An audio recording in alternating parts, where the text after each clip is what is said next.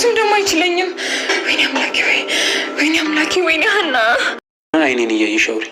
በአይን ነው እንዴ የምትሰማኝ? በጣም ነው የምታስጠላ። እየጠበኩሽ ነው። የት ናት? ምን አውቃለሁ ያለ እንዴት እንደተሳሳትኩኝ። እንደው ምን አለ ጽናት ራሱ የሌለ ተናዳለች። ልታናገረኝ ራሱ ፈቃደኛ አይደለችም።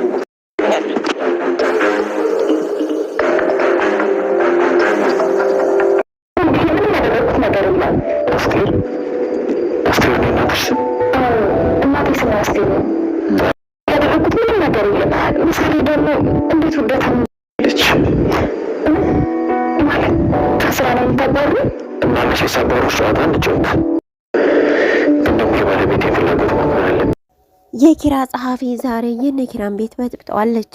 ጽናት ይችን ልጅ ካላባረርክልኝ ወይ ተትዳርክ ወይ ከስራ ምረጥ፣ ከዛሬ ጀምሮ እዚህ ስራ እንድሰራ አልፈልግም። ስለዚህ ትዳርክን የምታከብር ከሆነ እኔ ምልህን ትሰማለህ፣ ይችን ልጅ ከስራ አባር በማለት ከስራ እንድትባረር ታደርጋለች።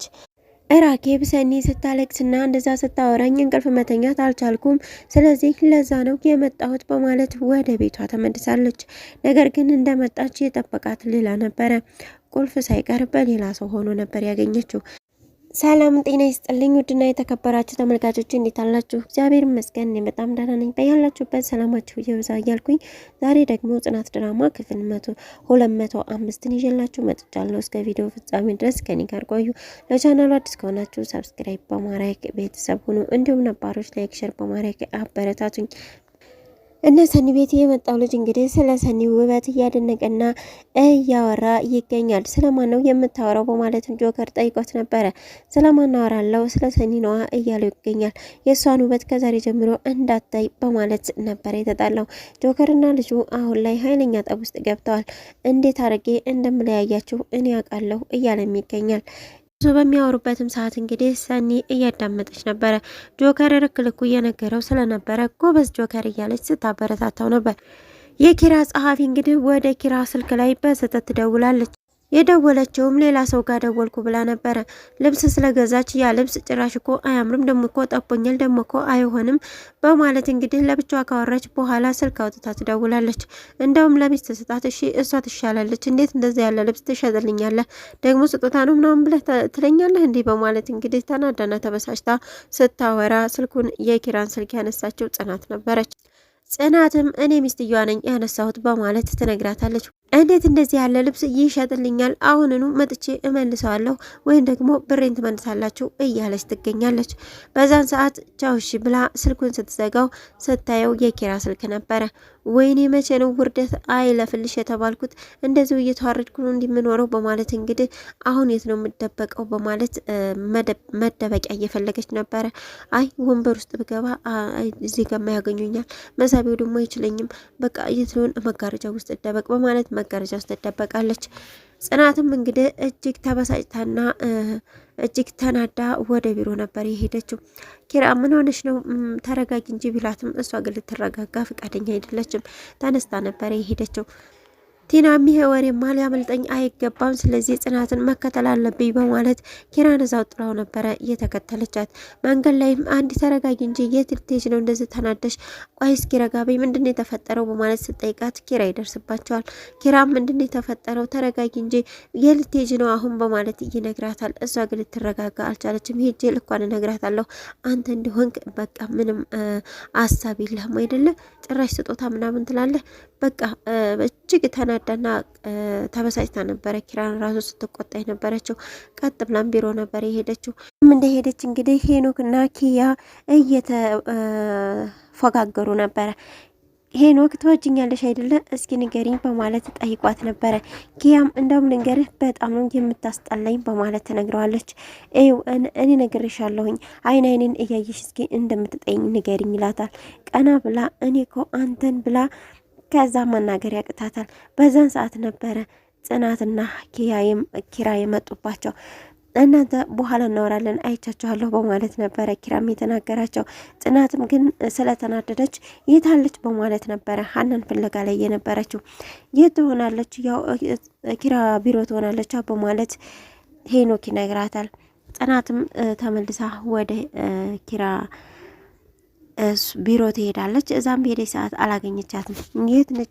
የት ነሽ እያለች እንግዲህ ስትፈልጋት ከኋላ ኪራ ይመጣል። ኪራም እባክሽ ተረጋጊ፣ እኔ ላስረዳሽ፣ ምንም የተፈጠረ ነገር የለም፣ በቃ ተረጋጊና እንጠይቃታለን ይላል። እሷ ግን አለቃትም ዛሬ በቃ አለቃትም ስትል ወይኔ በቃ ዛሬ ምን የማይቀርም በቃ እዚሁ ማለቄ ነው እያለች ሀና እጅግ እየፈራች ነበረ። ምክንያቱም የጽናትን እልህና ንዴት ስላየችው ማለት ነው። ሀናም ከመጋረጃ ውስጥ በመውጣት ይቅርታ ተሳስቼ ነው የደወልኩት በማለት ትናገራለች። ደግሞ ነጭ የት ሆነሽ ነው በማለት ኪራ ሲቆጣት እንዴት አደራችሁ? እኔ እኮ ተሳስቼ እኮ ነው እንደዛ ያልኩት፣ ልብስ ነጋዴ ጋር የደወልኩ መስሎኝ ነው። እባክሽ ጽናት ይቅርታ አድርግልኝ በማለት ይቅርታ ጠይቃ፣ ጽናት ግን እሷን ለማነቅ እየተሯሯጠች ነበረ። ነገር ግን ቲናና ኪራ ስላሉ ሊያስይዟት አልቻሉም። ነገር ግን ጽናት እጅግ ተናዳ ስለነበረ ያው ከዚህ ውጭልኝ በማለት ነበር የተናገረቻት። ጽናትም ለመምታት ስላልተመቻት ይህንን ሰበቧንም ልታምን ስላልቻለች ከቤት ስተናዳ ትወጣለች። ኪራም እየተከተላት ወጥቶ እባክሽ ጽናት ይቅርታ አድርጊላት፣ በቃ ምን የተፈጠረው ነገር ምን እንደሆነ እኮ አልገባኝም፣ በቃ ተሳስታ ነው፣ እኔ ምንም ማቀኝ ነገር የለም፣ የምን ስጦታ የምን ምናምን ነው ቢላትም ጽናት ግን አላቅም፣ በቃ አንተ ጥፋት አጥፍተሃል፣ የምን ስጦታ ነው፣ ሁለታችሁ እየተጫወታችሁ ቢሆንስ ዋጋ የከፈልኩበት ትዳሬ ፍቅሬ እንዲፈርስ በፍጹም አልፈልግም፣ ታውቃለህ አይደለ ስንት መከራ እንዳየሁበት ይህን ፍቅር በማለት ትነግረዋለች። ኪራም እንግዲህ አውቃለሁኝ ነገር ግን በቃ መረጋጋት አለብሽ በማለት ቢጠይቃትም በቃ ትዳር ግን የምትፈልግ እኔን የምትወድ ከሆነ ይችን ሰራተኛ አባረልኝ በማለት ትነግረዋለች። በጣም እኮ ምሰራ ልጅ ናት፣ እንዴት ነው ማባረራት? ድርጅቱ ይውደቆይ ስራው ይቅሮይ ቢላትም ከስራና ከትዳርህ ምረጥ በማለት እንግዲህ ታስመርጠዋለች። ኪራም ወደ ቢሮ በመመለስ እንግዲህ ሀናን ሊያወራት ችሏል። ሀናም እኔኮ ይቅርታ አድርግልኝ ብዙ ውርደቶች እስካሁንም እንዳሉብኝ ታውቃለህ አይደለ? ስለዚህ ተሳስቼ ነው። አሁንም እባክህ የመጨረሻ እድል ብቻ ይችን ስጠኝ ብትለውም እሱ ግን ከትዳሬ አይበልጥም ጽናት እንዳባረረች ነግራኛለች በማለት ይነግራታል። ማለት አባሮች ነው ብላ ነበር የመለሰችለት። ነገር ግን አይ ከስራ ተባረሻል ነው ምልሽ በማለት ይነግራታል። እንግዲህ ስራ በመፈለግ እጅግ ደክማ ነበር ይህን ስራ ያገኘችው። እንደገባችም ደግሞ እጅግ በጣም ወዳው ነበረ። ነገር ግን በራሷ ጥፋትና በራሷ ምክንያት ስራዋን እንድታጣ ሆናለች። ወደ ነኪያም ጋር በመሄድ እንግዲህ ነግራቸው ነበረ። ይህን ስራ እኮ ተመርቄ ቁጭ ብዬ ለስንት ጊዜ ተቀምጬ ነው ያገኘሁት፣ በራሴ ጥፋት ስራውን አጣሁት በማለት እንግዲህ ለነኪያ ታማክራለች። ኪያም ጽናት ስለተናደደች እንጂ ክፉ ሰው አይደለችም፣ ስለዚህ እናስተካክላለን ተረጋጊ እያለቻት ብትገኝም ነገር ግን ሀና መንገድ ላይ ቁጭ ብላ ራሱ እያለቀሰች ወይኔ አሁን ለማየ ምንድን ነው ምላት ስራ አገኘሁ ብዬ ደስታዬን ሳልጨርስ ለአንድ ወር ደሞዝ እንኳ ሳልወስድ እንደዚ አይነት ነገር ይጠመኝ በራሴ ጥፋት ስራዬን ልጣ ወይ እያለች እንግዲህ እየተጸጸሰች ትገኛለች። ኪራና ሄኖክም እንግዲህ እያወሩ ነበረ። በቃ ተትዳር በኋላ ብዙ የሚመጡ የሴቶች ጸባይ አለ፣ ስለዚህ ያንን ጸባይ ማወቅ አለብህ። ተቀየረች አትበል፣ ራስ ምናልባት ተቀይረ ሊሆን ይችላል። እኔ ሳለሁ አይደል እንዴት ወንድምህ ጋር ማለት የተተጋ በማለት ይነግረዋል። ኪራም እንግዲህ በኪያማ አትምጣቤ በህቴሽ ታንከባክበ ያዝ በማለት ነው እየተናገረው። ሄኖክና ኪያ እንግዲህ ወደ ፍቅር አለም የሚገቡ ይመስላሉ፣ አቅጣጫቸው ማለት ነው። የሰኒ እህት ራኪብም እንግዲህ መታለች። ቅዱስንም አግኝታው ነበረ። እንዴት መጣሽ በማለት ጠይቋት ነበር። ያው የእህቴ ነገር እንቅልፍ ነሳኝ፣ በተለይ አልቅሳ ተነገረችኝ፣ ወዲህ በቃ አልቻልኩም ስለሷ በማለት ትነግረዋለች። እሱም ጥሩ አድርገሻል እንኳን መጣሽ በማለት ነበር እየተናገረው። የራኪብ እንግዲህ ቤት ስመጣ ሌላ እንግዳ ሰው በሩን ስለከፈተላት እንዲሁም ደግሞ ቁልፍም ስለያዘ ጆከርን ጠይቀው ነበረ። ማን ይሄ ሰው በማለት ጠይቀው ያው ወንድሜ ነው በማለት ይነግራታል። ለምን እኔን ሳትጠይቁ ታመጣለህ በማለትም ተናግራ ነበር። ያው ሰኒና አንቺ አንድ ናችሁ ብዬ ሰኒ ስለፈቀደች ነው በማለት ይነግረዋል። ያ ልጅ ግን ተደብቆ እየሰማ ስለነበር በቃ እህቷ ናት ማለት ነው፣ ለምን አሁን መጣሽ? አሁን እቅዴ እንድታበላሽብኝ ነው በማለት ነበር እንግዲህ የተበሳጨባት።